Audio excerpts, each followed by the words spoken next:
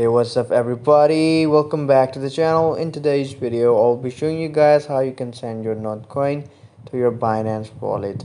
Now to do this we need to connect Binance wallet to our Notcoin. Now here, open Notcoin in Telegram and go and select connect wallet option. Here I'll just tap on connect wallet.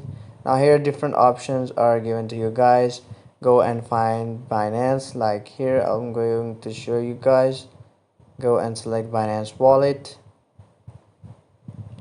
Wait a few seconds here. Now here you will get your wallet address and we'll go and hit confirm.